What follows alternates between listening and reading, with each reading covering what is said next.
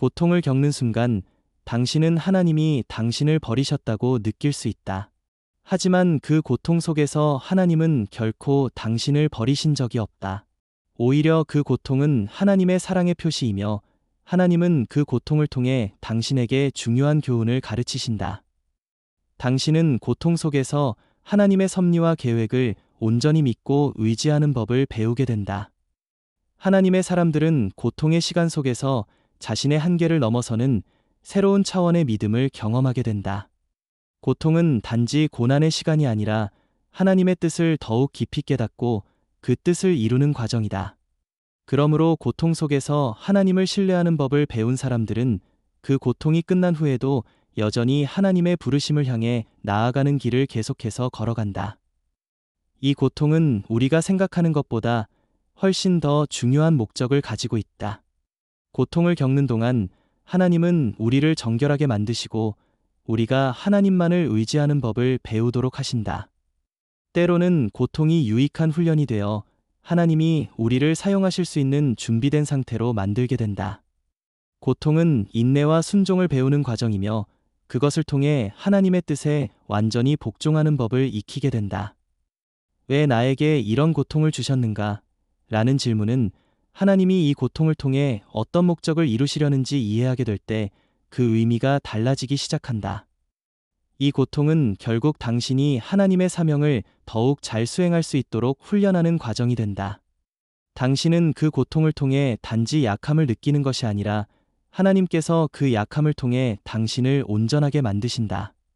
당신이 겪고 있는 고통은 결코 헛되지 않으며 그 속에서 하나님은 더욱 강하고 담대하게 당신을 만드신다.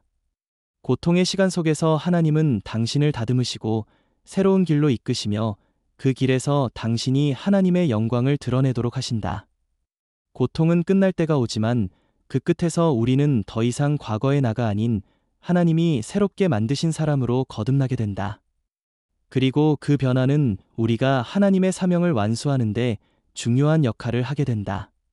고통 속에서 자기 자신을 돌아보는 시간을 가졌다면 이제 그 고통을 통해 하나님이 부르신 사명을 어떻게 완수할 것인지에 대한 확신을 가져야 한다.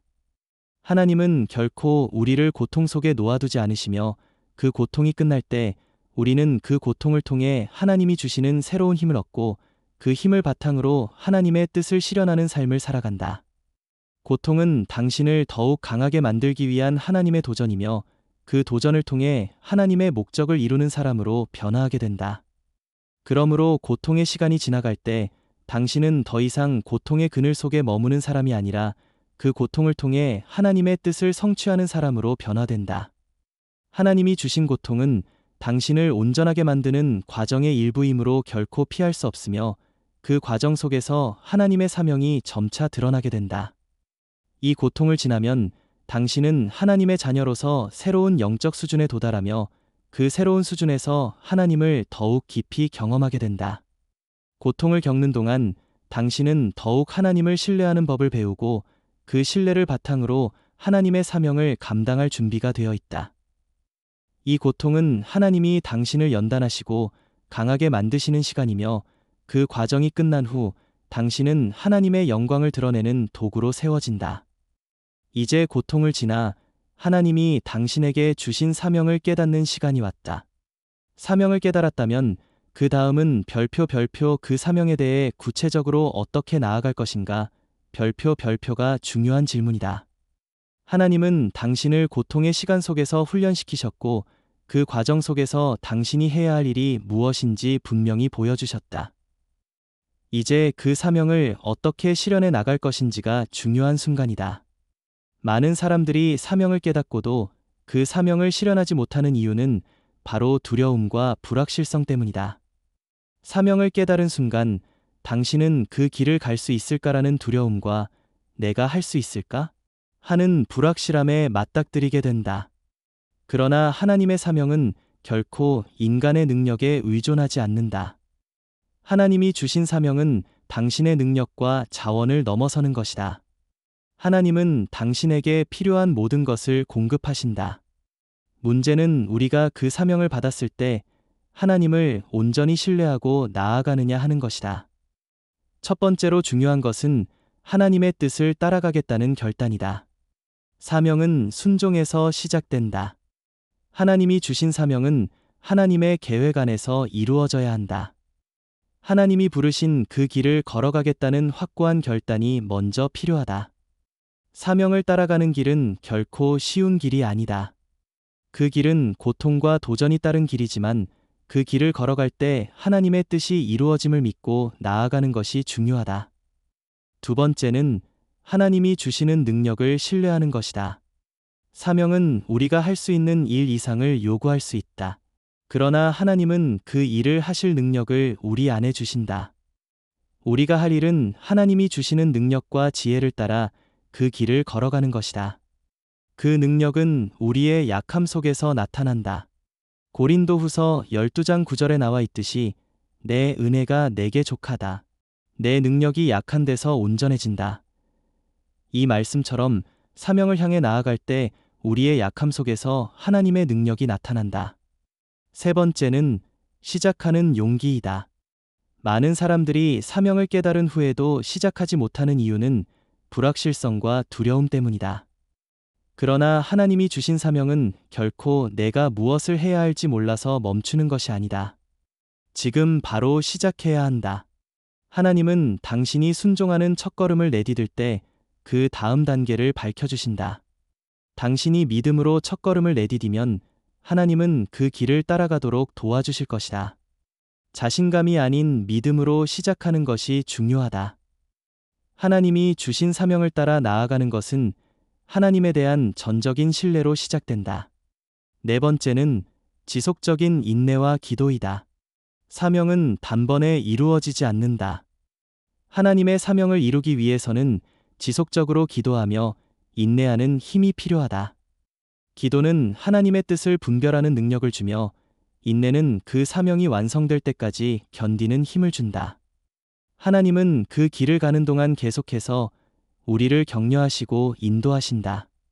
하나님이 주신 사명을 완수하기 위해서는 단기적인 결과에 연연하지 않고 그 길을 끝까지 가는 결단이 필요하다.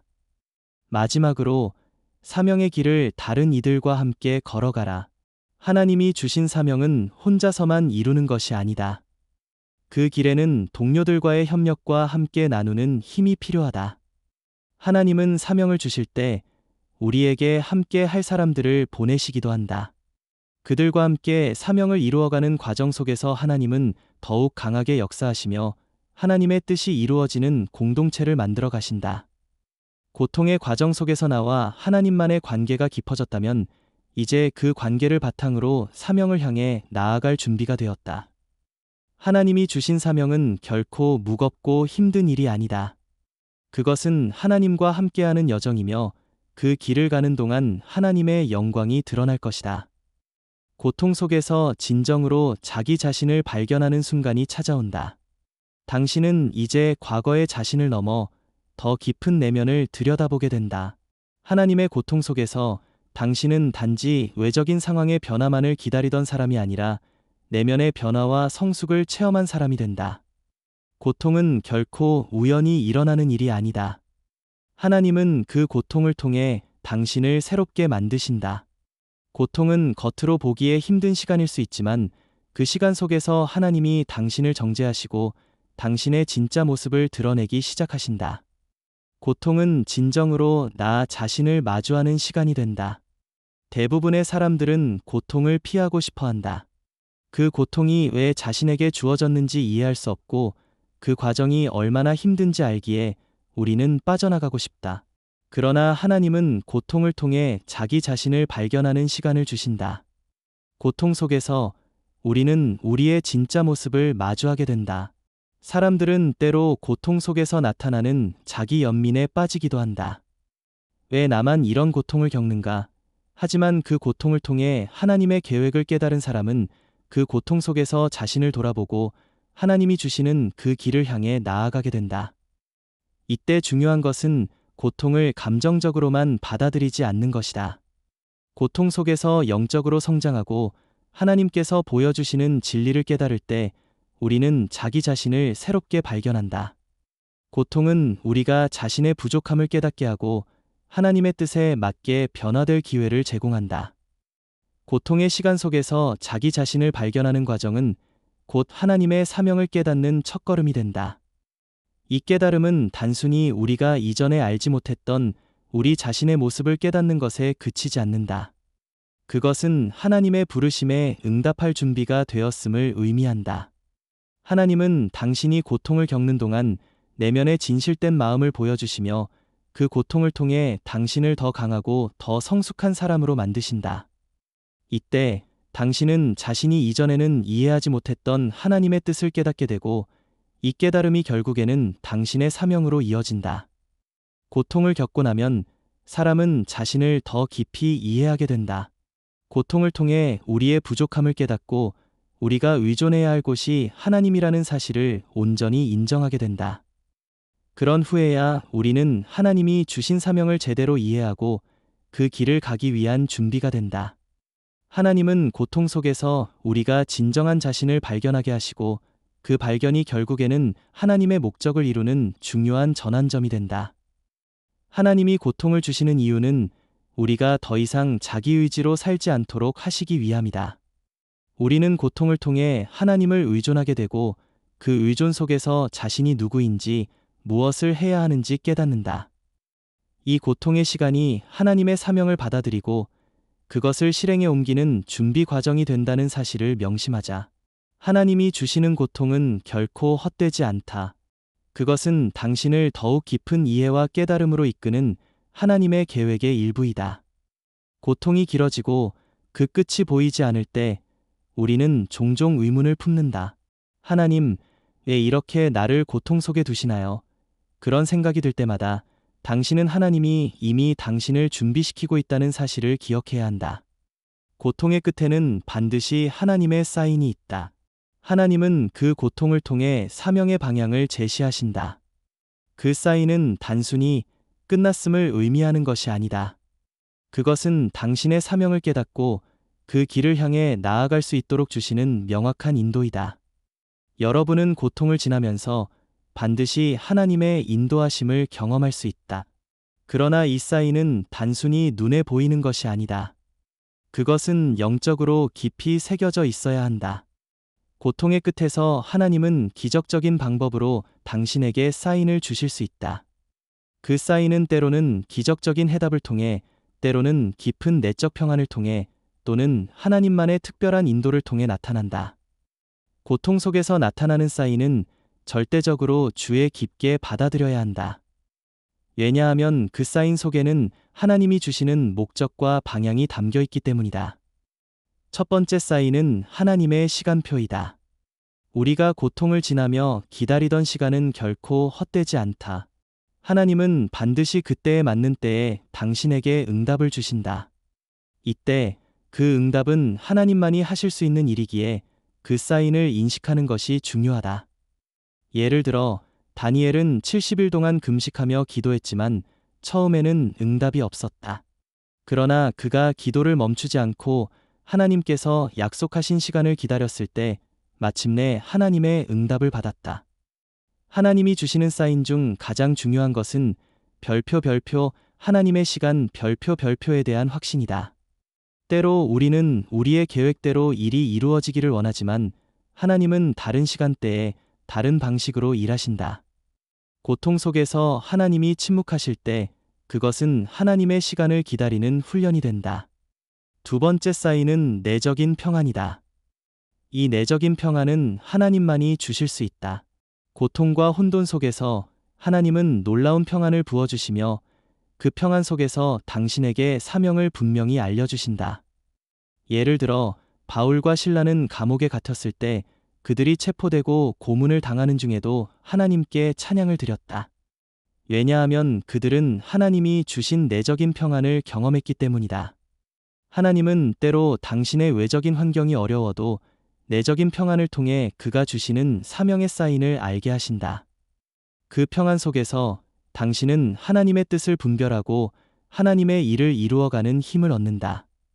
세 번째 사인은 사람들을 통한 인도다. 하나님은 때로 당신이 고통을 겪고 있을 때 사람들을 통해서도 사인을 주신다. 하나님은 항상 사람을 통해 일하시기를 원하시기 때문이다. 그 사인은 당신이 외면했던 사람, 혹은 미처 생각하지 못했던 사람을 통해 다가온다. 예를 들어, 엘리야는 하나님이 주신 사명을 알리기 위해 수많은 자들을 만나야 했다. 그가 만난 사람들 중에는 하나님의 계획을 직접적으로 알려주는 사람이 있었다. 때로 당신은 가까운 사람이나 전혀 예상치 못한 사람을 통해 하나님이 주신 사인을 발견할 수 있다. 하나님은 당신의 길을 인도하기 위해 당신을 돕고 세울 사람들을 보내신다. 그들이 주는 말을 무시하지 말라. 그들 속에서 하나님의 인도를 찾는 법을 배워야 한다. 네 번째 사인은 내면의 확신과 구체적인 행동이다. 고통 속에서도 하나님이 주시는 확신을 받았을 때 그 확신은 행동으로 이어져야 한다. 당신이 느끼는 내적인 확신은 단순히 감정적인 느낌이 아니다.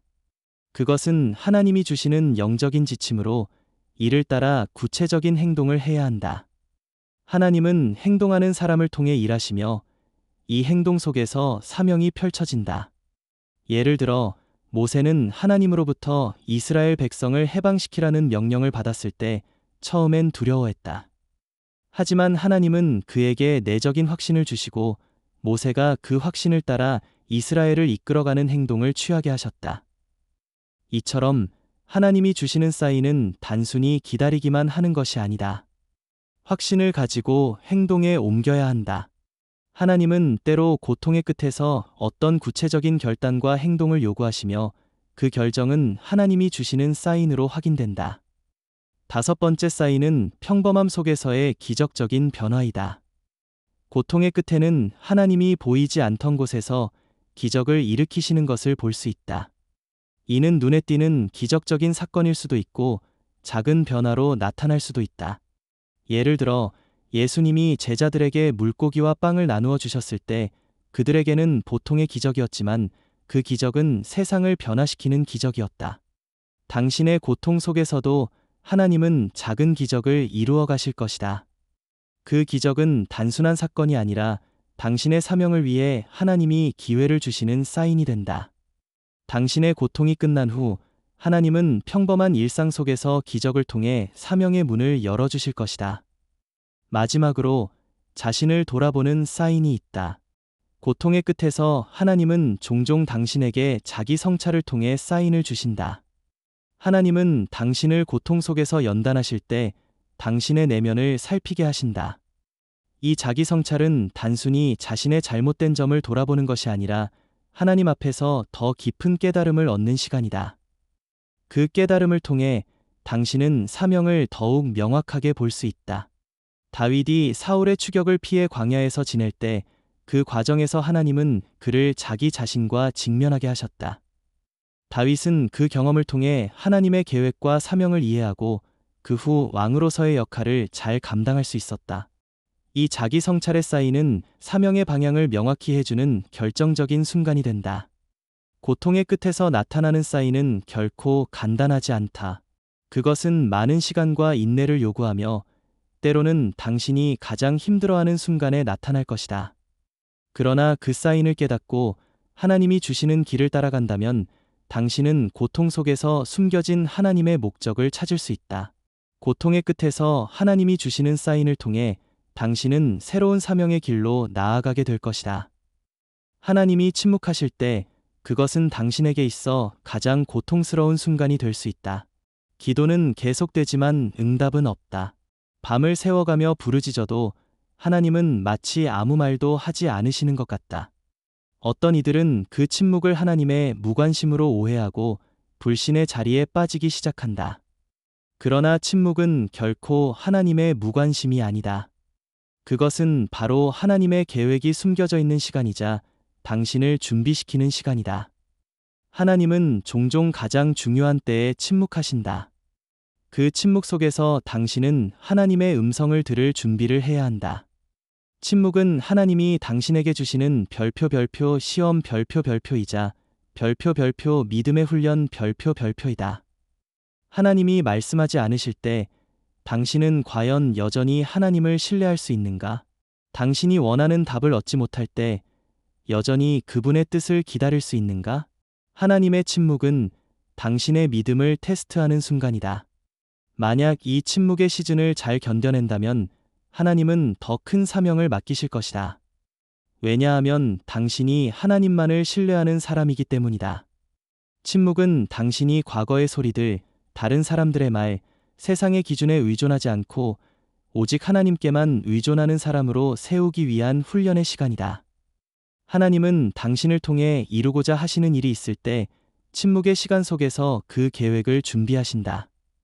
예수님이 30년간의 침묵의 시간 동안 아무런 기적도 행하지 않으셨던 것처럼 침묵은 하나님의 완전한 준비를 의미한다. 하나님이 침묵하실 때 그 침묵을 감내하는 것은 그 자체로 하나님을 깊이 이해하는 과정이다. 때로 우리는 너무 바쁘게 살아가고 너무 많은 소음 속에서 하나님을 듣기 어려워한다. 그러나 침묵은 우리가 하나님을 온전히 만나고 하나님의 뜻을 온전히 이해하기 위해 필요한 시간이다. 침묵의 시간 속에서 하나님의 깊은 음성을 듣기 위한 훈련이 이루어지며 이 훈련을 거쳐야만 당신은 더 큰 일을 감당할 수 있는 그릇이 된다. 이 시간은 내면의 강함을 쌓는 시간이다. 하나님이 침묵하실 때 그 침묵을 견딘 후에야 비로소 하나님의 음성을 정확히 분별할 수 있는 영적인 능력이 생긴다. 그런 사람만이 하나님의 계획을 따를 수 있고 그 계획을 이루는데 필요한 분별력을 가질 수 있다. 그렇다면 하나님이 침묵하실 때 우리는 어떻게 해야 할까? 첫 번째로는 끝까지 하나님을 신뢰하는 태도가 필요하다. 침묵 속에서 하나님을 신뢰하는 것은 단순히 하나님이 있을 것이다라는 추상적인 신뢰가 아니다. 그것은 하나님의 성품에 대한 확신에서 비롯된다. 하나님은 사랑이시며 그분은 절대로 당신을 떠나지 않으시고 당신에게 해가 되지 않으실 것이다. 이 확신이 있어야 침묵 속에서도 당신은 흔들리지 않는다.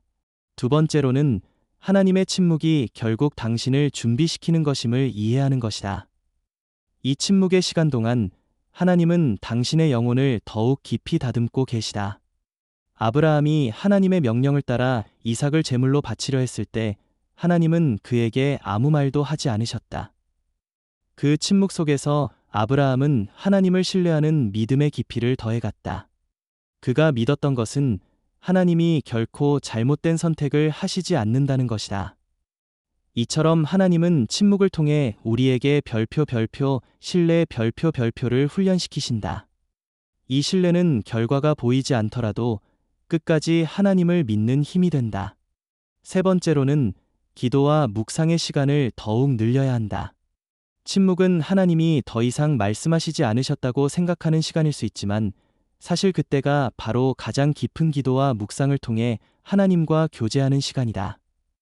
당신의 기도는 더 이상 자신의 뜻을 이루려는 소망에 집중되지 않는다. 대신 그 시간 속에서 하나님이 무엇을 원하시는지 하나님의 마음을 찾는 데 집중하게 된다. 그 시간이 지나면 당신은 더 이상 단기적인 답을 구하는 사람이 아니라 하나님의 뜻을 구하는 사람으로 변화한다.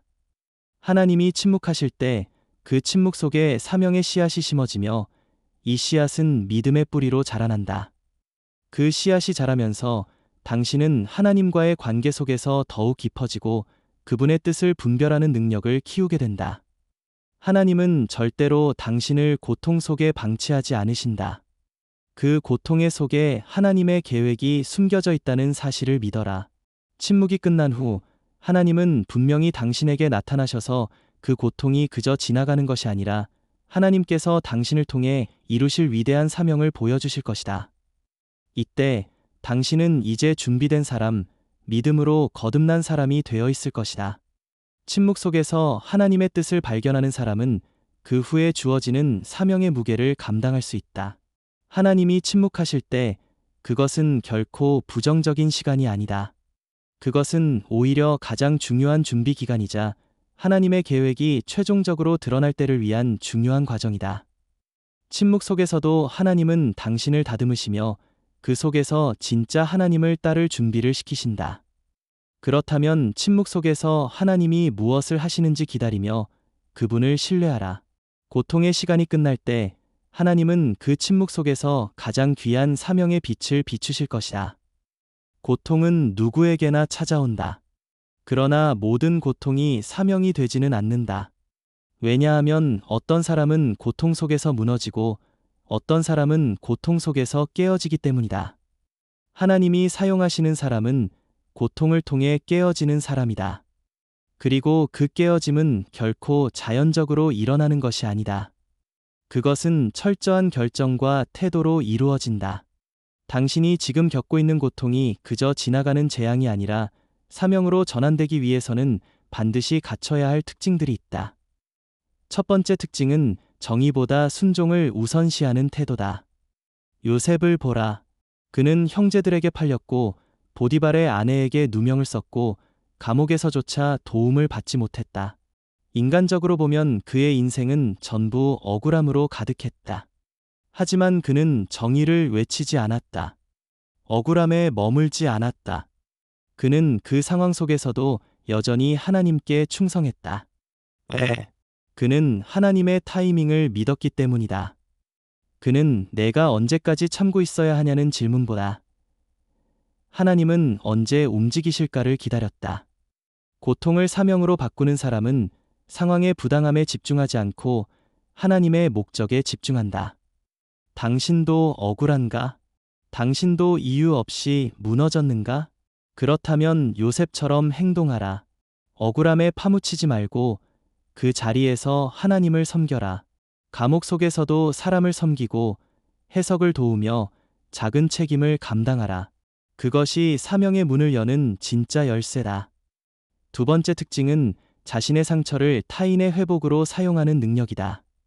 모세는 살인을 저질렀고 광야로 도망쳐야 했던 도피자였다.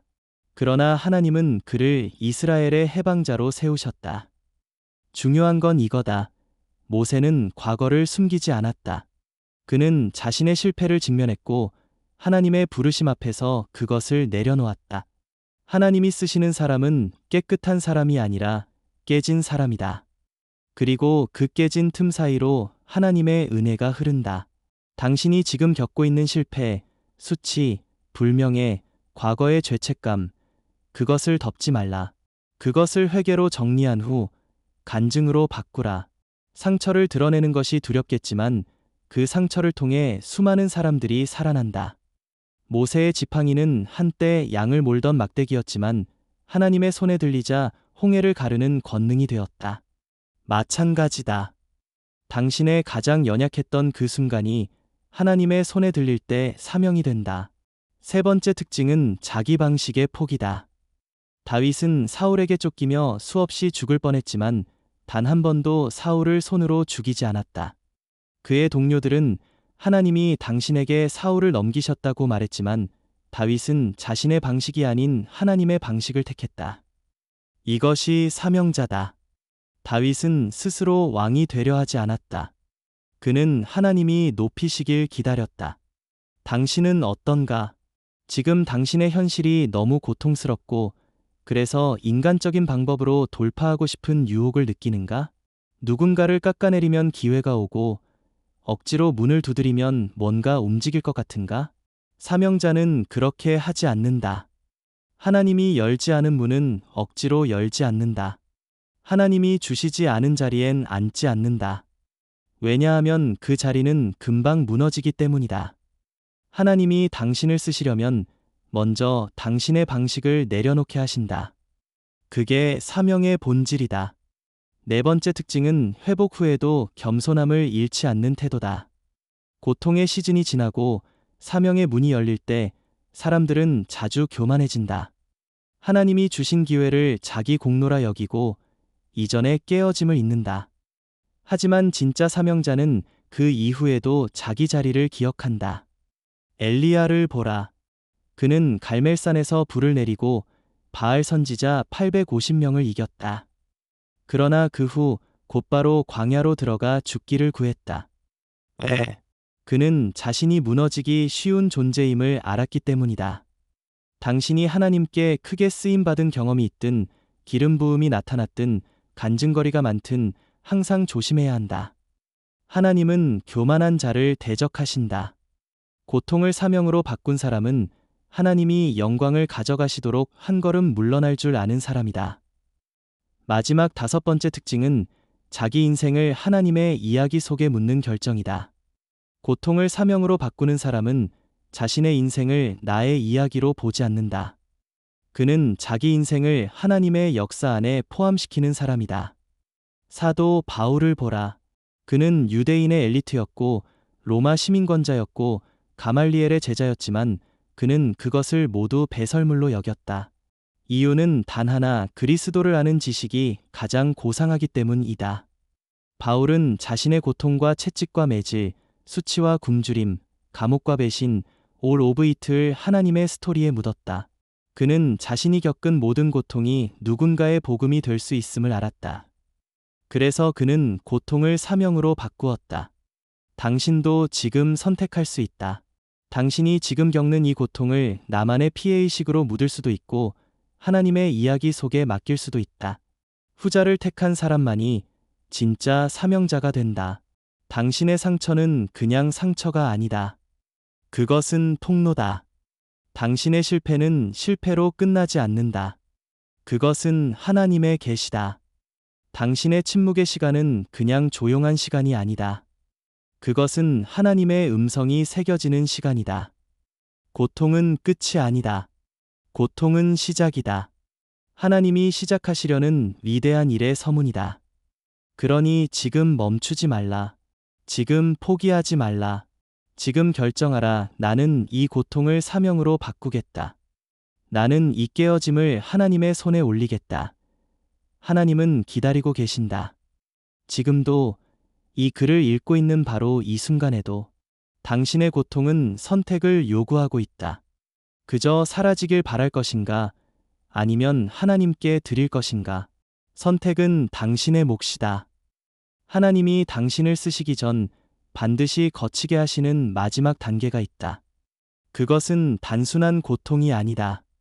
그것은 영혼 전체를 휘감는 절대적인 불확실함, 숨막히는 침묵, 인간관계의 철저한 단절, 주변의 오해와 배척, 그리고 무명의 시즌이다.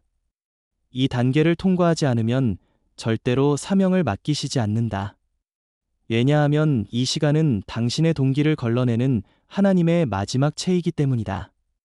첫 번째 훈련은 불확실 속에 걷는 훈련이다. 더 이상 아무것도 계획대로 되지 않는다. 당신이 신실하게 순종해도 상황은 답답하게 꼬인다. 오히려 주님께 헌신할수록 길이 막히는 느낌이다.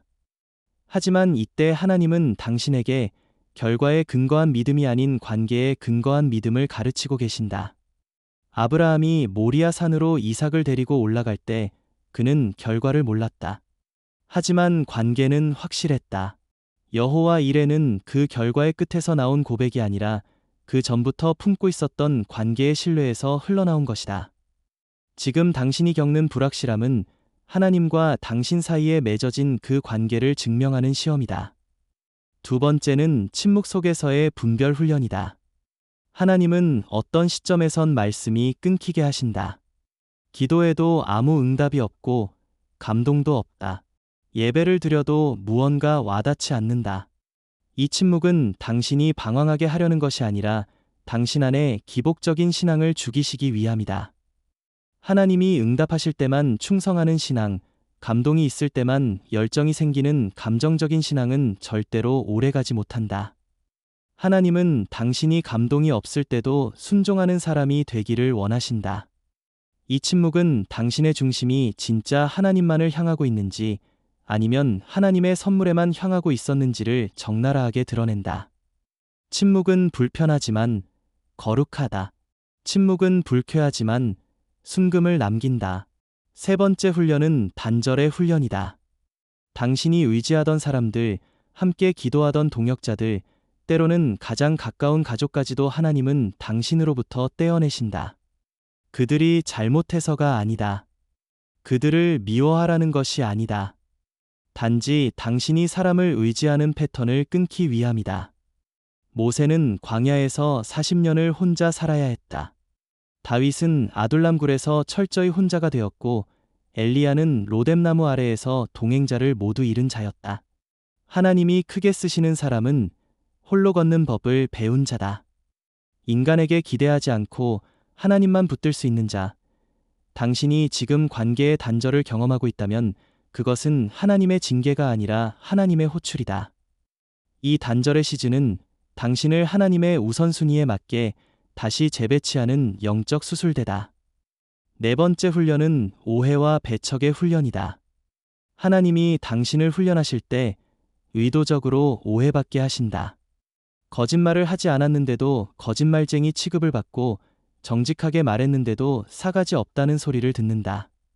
도와주려 했는데 이용하려 한다는 말을 듣는다. 억울하지만 당신은 가만히 있어야 한다. 왜냐하면 하나님이 당신을 억울함을 감당할 수 있는 사람으로 훈련하고 계시기 때문이다. 이 훈련은 필수다. 왜냐하면 앞으로 당신이 사명을 감당할 때 수많은 거짓 비난과 조롱이 쏟아질 것이기 때문이다. 지금 그 작은 비난조차 견디지 못한다면 사명의 무게는 감당하지 못한다. 다윗은 사울에게 쫓기면서도 스스로를 변명하지 않았다. 그는 하나님이 자신의 무죄를 증명해 주시길 기다렸다. 주의 손에 나를 맡기나이다. 그것이 다윗의 기도였다. 오해당할 때 침묵할 수 있는 사람이 하나님께 쓰임받는 사람이다. 다섯 번째 훈련은 무명의 시즌이다. 아무도 당신을 알아보지 않고 인정해주지 않고 기회조차 주지 않는 시간이다. 당신의 열심과 실력, 헌신과 수고는 철저히 묻히고 무시당한다. 이때 대부분 사람들은 좌절하고 포기한다. 하지만 무명의 시간은 하나님의 보호막이다. 하나님이 당신을 감추어 두신 것이다.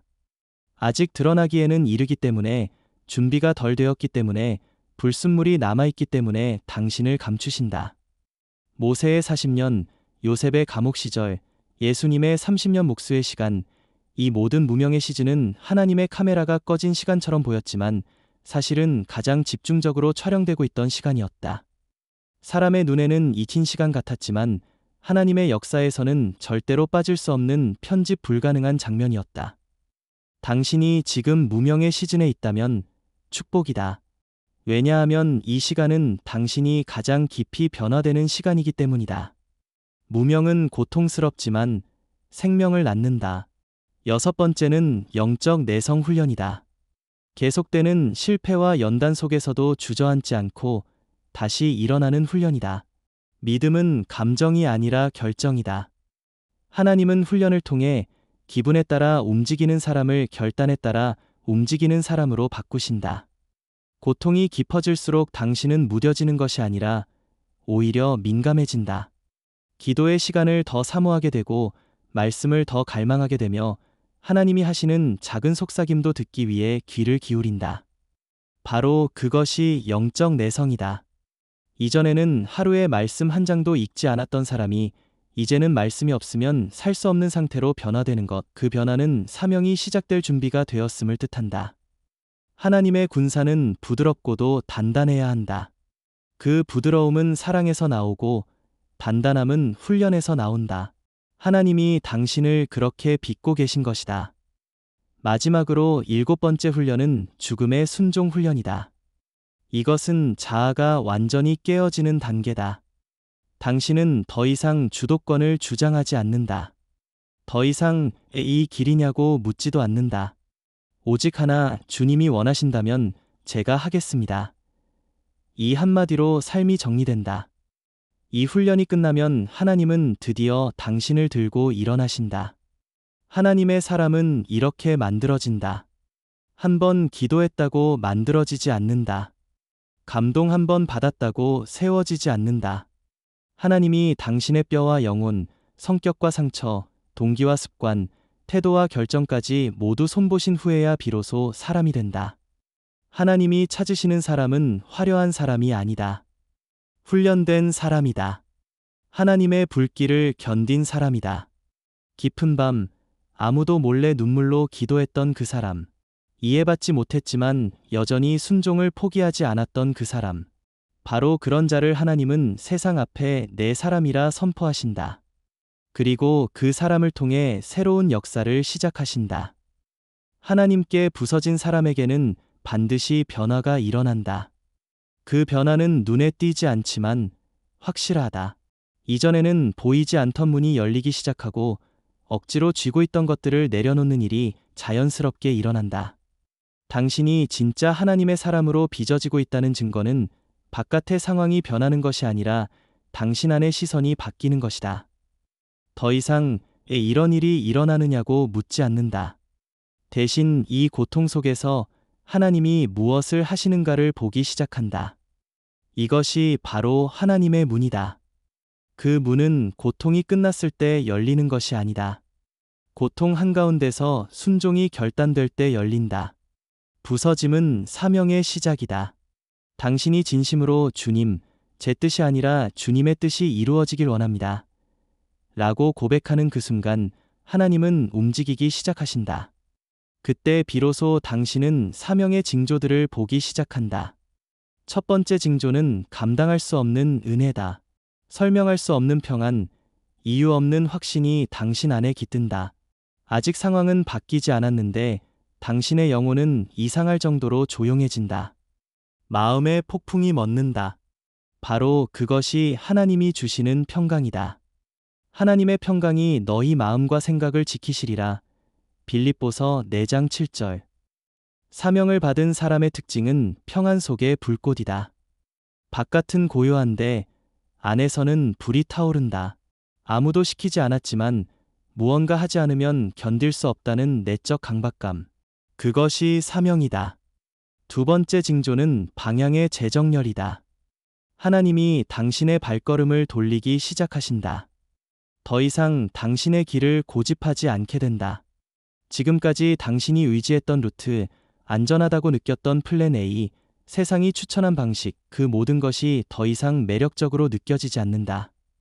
오히려 사람들은 이해할 수 없는 길, 수익도 없고 명예도 없고 결과도 보장되지 않은 그 길이 당신에게는 강력하게 당기는 것이다.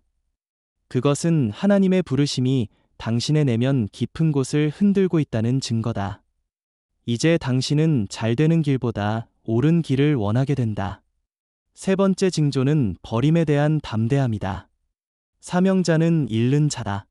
그러나 두려워하지 않는다.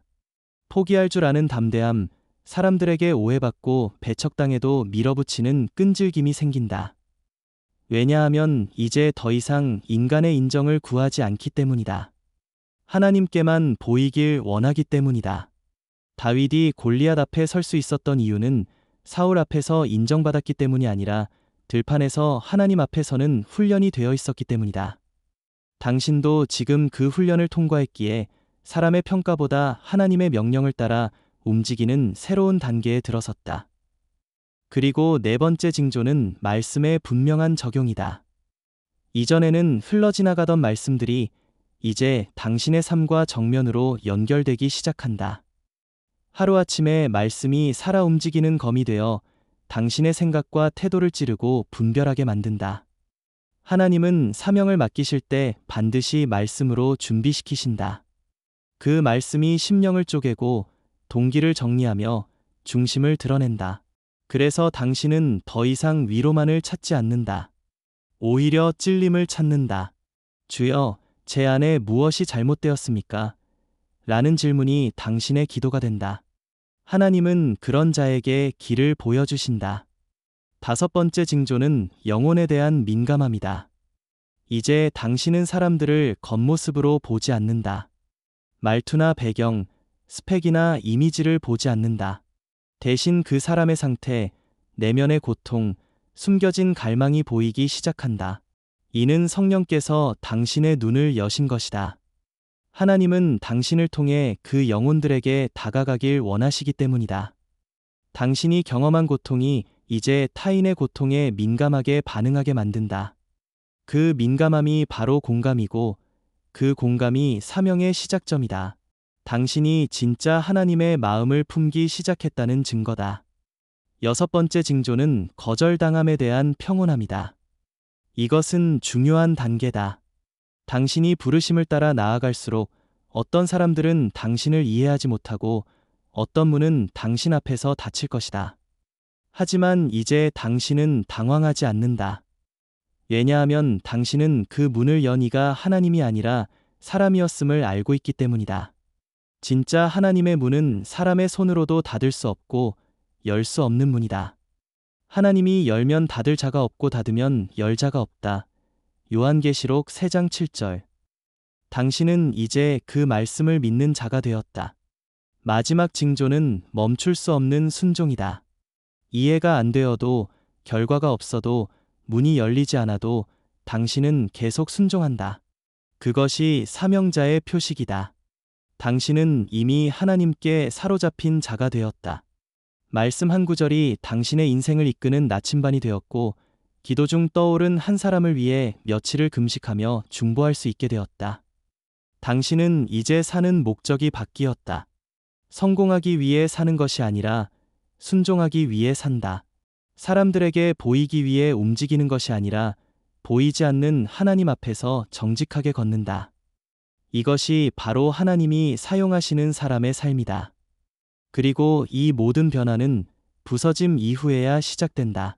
당신은 지금까지 부서졌고, 이제 사명 가운데 걷기 시작한 것이다. 이것이 고통을 통과한 자에게만 주어지는 특권이다. 고통은 목적 없는 통증이 아니다. 그것은 하나님의 장갑 낀 손이다.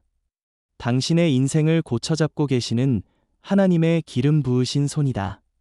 그러니 잊지 말라. 당신이 지금까지 견딘 이 모든 부서짐은 단 하나의 목적을 향해 움직이고 있다. 하나님께 철저히 쓰임받는 삶. 세상 사람들은 불쌍한 실패자라고 말할지 모르지만 하나님은 내가 가장 귀히 여기는 그릇이라 말씀하신다. 사람들은 당신의 과거를 기억하지만 하나님은 당신의 미래를 준비하신다. 그러니 계속 나아가라. 사명자는 스스로를 포기하지 않는다. 하나님이 명령하시기 전까진 절대 멈추지 않는다. 이것이 바로 진짜 하나님이 세우신 사람의 태도다. 당신이 지금 겪고 있는 이 침묵의 시간은 단순한 정체가 아니라 치열한 내면의 전쟁이다. 아무 일도 일어나지 않는 것 같지만 실은 가장 많은 일이 일어나고 있다. 하나님은 당신의 바깥이 아니라 안쪽을 다루고 계신다. 눈에 보이는 기적보다 보이지 않는 깊은 변화가 먼저다. 침묵은 하나님의 훈련장이며 동시에 영적 전쟁터다. 그 안에서 당신은 매일 선택해야 한다. 믿을 것인가, 포기할 것인가? 하나님은 과연 나를 잊으신 것인가? 아니면 지금도 일하고 계신가? 이 전쟁에서 당신의 무기는 기도가 아니라 기다림이다. 기다림은 단순히 시간 보내기가 아니다. 그것은 적극적인 신뢰의 행위다. 주는 자기를 기다리는 자를 위하여 일하시는 하나님이시미니이다. 이사야 64장 4절. 하나님은 당신이 아무것도 할 수 없을 때 바로 그때에 가장 적극적으로 일하고 계신다. 그러나 문제는 이 침묵의 시간 속에서 당신의 내면이 무너지고 있다는 것이다. 믿음이 흔들리고 정체성과 부르심에 대한 혼란이 밀려오고 하나님에 대한 신뢰가 서서히 마모되기 시작한다. 이 전쟁은 외부와의 싸움이 아니라 당신 자신과의 싸움이다. 정말 내가 부름 받았는가? 혹시 내가 착각한 것은 아닌가? 하나님이 나를 버리신 것이 아닌가? 이러한 질문이 끊임없이 당신의 영혼을 물고 늘어진다. 그러나 기억하라. 하나님은 당신이 흔들리는 그 깊은 중심에서 뿌리를 내리기를 원하신다. 씨앗이 자라기 전에는 반드시 땅속 깊이 묻혀야 한다. 보이지 않는 그곳에서 어둠과 눅눅함 속에서 뿌리를 내리지 못하면 결코 열매를 맺지 못한다. 지금 당신이 아무것도 할 수 없는 그 자리, 바로 그곳이 뿌리가 내려지는 자리다. 하나님은 당신이 드러나기 전에 먼저 사라지기를 원하신다. 하나님의 사람은 먼저 숨겨진다. 외롭고 무기력한 시간은 당신이 쓰임받기 위한 필수 과정이다. 그것이 성경의 원리다. 하나님은 사람을 공개적으로 세우기 전에 은밀하게 부수신다. 그리고 그 부서짐을 통해 당신이 하나님만으로 충분하다는 고백에 이르도록 이끄신다. 이것은 이론이 아니다. 당신이 삶으로 부딪히고 있는 영적 사실이다. 지금 당신의 내면에서 자라고 있는 것은 두려움이 아니라 신뢰다. 그러나 그 신뢰는 땀과 눈물과 침묵의 대가로 쌓이는 것이다. 모든 게 막힌 것 같고 아무 기적도 일어나지 않고 말씀조차 공허하게 느껴질 때 바로 그때가 하나님이 가장 깊이 당신을 붙드시는 때다. 하나님은 목소리를 높이지 않으신다. 그분은 세미한 소리로 말씀하신다. 엘리야가 로뎀나무 아래에서 주여 이제는 됐습니다. 내 생명을 거두소서라고 절규했을 때 하나님은 우레도 불도 아닌 세미한 음성으로 다가오셨다. 당신이 지금 듣고자 애쓰는 그 침묵의 끝에는 하나님의 손길이 있다.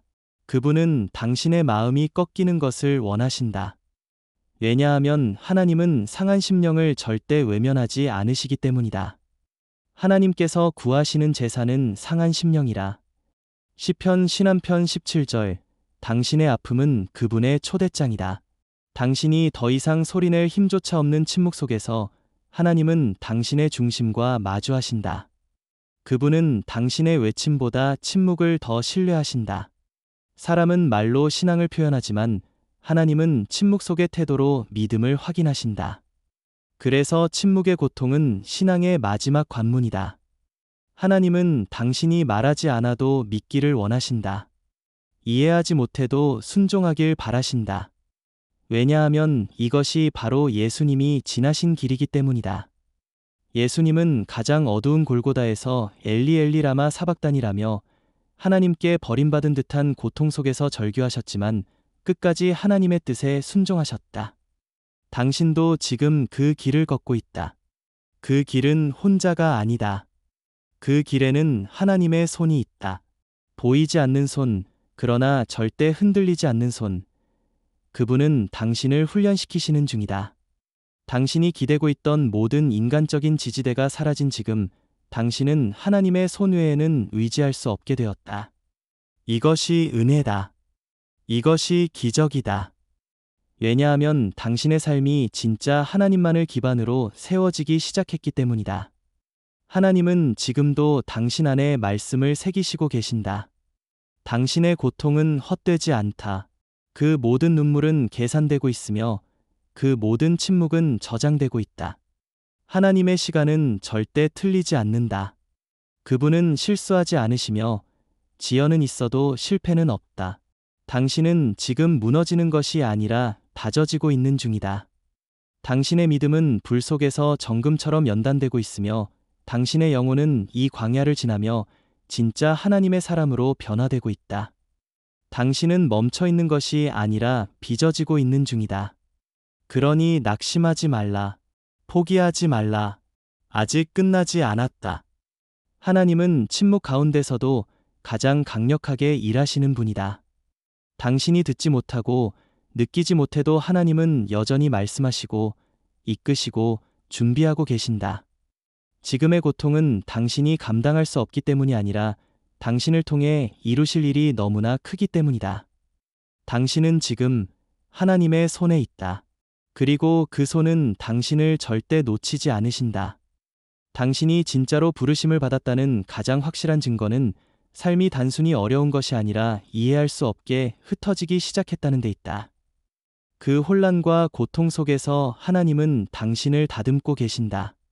단순히 상처를 치유하시는 것이 아니다. 당신을 사용하시기 위해 당신 안에 있는 5가지를 철저히 무너뜨리시고 다시 세우고 계신 것이다. 첫 번째는 자아다.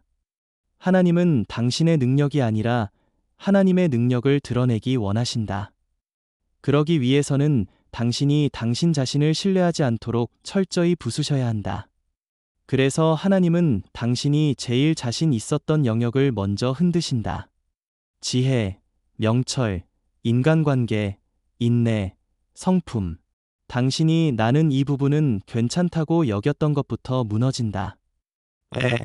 그것은 당신 안의 교만 때문이다. 아직도 자신에게 기대고 있는 자는 하나님께서 사용할 수 없다. 그래서 하나님은 당신의 자존심을 건드리신다. 가장 아끼던 계획이 물거품이 되고 도무지 감당할 수 없는 약점이 드러나게 하신다. 그 모든 과정은 당신이 나는 아무것도 아닙니다. 라고 고백하게 만들기 위한 하나님의 전술이다.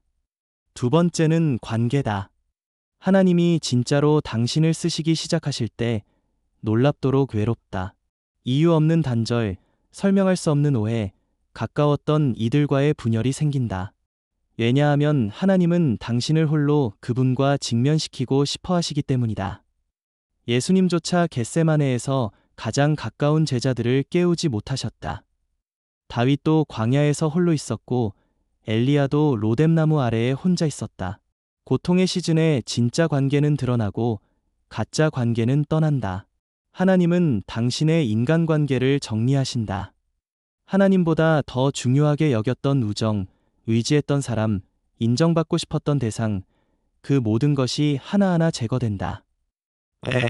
하나님이 당신에게 말씀하시고 싶어 하시기 때문이다. 세 번째는 시간이다. 하나님은 당신의 타이밍에 관심이 없으시다. 당신이 계획한 시점, 기대한 때, 예상한 시즌은 하나님께 아무 의미가 없다. 아브라함은 100세에 이삭을 얻었고 요셉은 13년간의 고난을 겪었다. 예수님조차 30세까지 기다리셨다. 하나님은 당신이 얼마나 급한지 전혀 개의치 않으신다. 오히려 당신의 조급함을 부수신다. 그리고 하나님의 시계로 당신을 재정비하신다. 기다림의 시간은 낭비가 아니다. 그것은 믿음을 증명하는 과정이다. 당신이 아무 일도 일어나지 않는 것처럼 보일 때에도 여전히 하나님을 예배할 수 있다면 그 믿음이 하나님을 감동시킨다. 주의 때가 이르면 속히 이루리라. 하박국 2장 3절. 그 약속은 느리게 보일지라도 반드시 성취된다. 네 번째는 하나님의 음성이다. 하나님은 고통을 통해 당신의 청각을 재조정하신다. 평소에는 분명하게 들리던 하나님의 음성이 어느 순간부터 들리지 않기 시작한다. 침묵. 기도해도 답이 없고 금식해도 길이 보이지 않으며 말씀을 읽어도 감동이 없다. 그런데 바로 그 침묵이 훈련이다.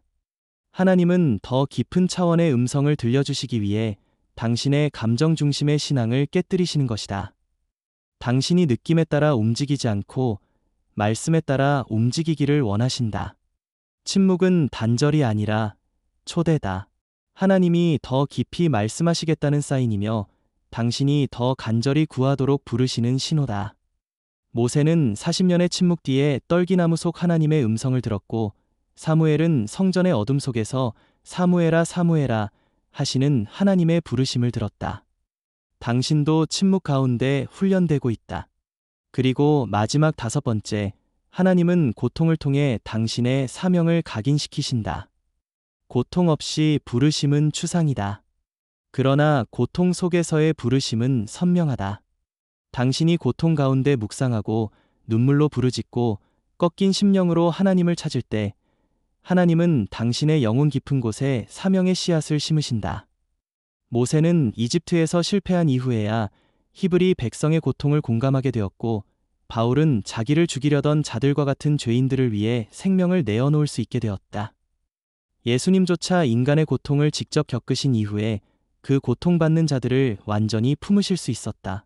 그러므로 지금 당신이 겪는 고통은 당신을 사명자의 눈으로 바꾸고 있는 중이다. 이제 당신은 단순히 사역을 하고 싶은 사람이 아니라 고통받는 사람들을 품고자 하는 사람이 되어가고 있다. 이것이 하나님이 당신을 부르신 이유다. 당신의 사명은 지식이 아니라 상처에서 나온다. 당신의 권위는 직분이 아니라 눈물에서 흘러나온다. 그리고 바로 이 과정이 지금 당신이 겪는 고통의 진짜 목적이다. 자아가 무너지고 관계가 정리되고 시간은 멈춘 듯하며 음성은 사라지고 사명이 고통 속에서 새겨지는 그 순간 당신은 진짜로 하나님께 쓰임받을 준비가 된 것이다. 당신은 지금 부서지고 있는가?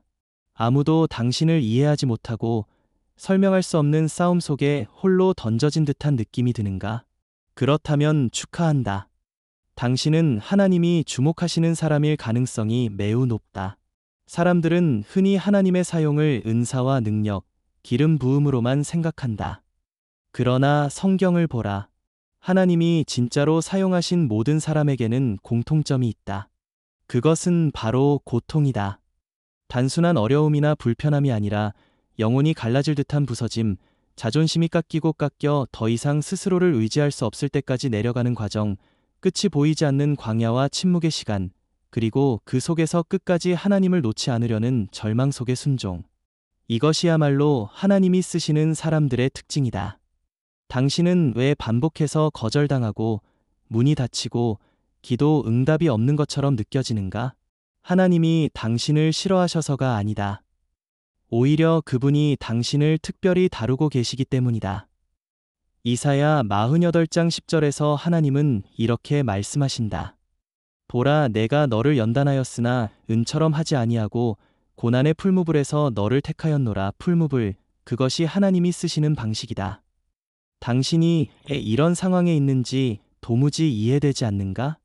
왜 모든 관계가 틀어지고 사람들에게 오해받고 도움을 요청할 곳도 없는가? 그것은 하나님이 당신을 이끌고 계시기 때문이다. 하나님은 당신을 고립시키신다. 왜냐하면 군중 속에서는 하나님의 목소리를 들을 수 없기 때문이다. 하나님은 광야에서 말씀하신다. 그리고 광야에서 순종하는 자를 왕으로 세우신다. 다윗을 보라. 기름 부음을 받았지만 그는 곧장 왕이 되지 않았다. 그는 동굴로, 광야로, 쫓기는 신세로 밀려났고 그 속에서 절규했다. 하나님이여, 어찌하여 나를 버리셨나이까? 그러나 바로 그 절규 속에서 하나님은 그를 다듬고 계셨다. 당신의 절규는 헛된 것이 아니다. 그것은 사명의 구조다. 사도 바울은 그리스도의 영광을 전하기 전에 먼저 육체의 가시를 받아야 했다. 그리고 3번이나 그것을 제거해 달라고 기도했지만 하나님은 이렇게 말씀하셨다. 내 은혜가 내게 족하도다. 그것은 연약함 속에서 하나님의 능력이 드러나기 때문이다. 당신이 약하다는 사실, 그것이 바로 하나님이 일하시려는 신호다. 당신이 더 이상 자랑할 수 없는 상태, 그것이 바로 하나님이 드러나실 무대다. 하나님은 강한 자를 찾지 않으신다. 하나님은 깨어진 자를 찾으신다. 그 깨어짐 속에서만 하나님은 그분의 의도대로 사람을 새로 빚으신다. 당신이 지금 지나고 있는 이 어두운 터널은 터널이 아니라 상고다. 당신 안에서 사명이 태어나고 있다. 하나님이 당신을 사용하는 그날, 지금의 이 눈물은 간증이 될 것이다. 지금의 이 오해는 명예가 될 것이다. 지금의 이 불안정함은 영적 권위로 바뀔 것이다. 그런데 그 과정은 결코 가볍지 않다. 하나님은 당신을 다루실 때 깊이 다루신다. 당신이 십자가를 가볍게 여긴다면 절대 부활의 권능을 맡기지 않으신다. 예수 그리스도조차 골고다의 고통을 통해 영광에 이르셨다. 당신이 고통을 피해가려는 순간 당신은 그분의 영광도 함께 놓치게 된다. 피하지 말라. 도망치지 말라. 고통을 통과하라. 왜냐하면 그 끝에서 하나님이 기다리고 계시기 때문이다. 이것이 당신의 운명이다. 이것이 당신의 부르심이다.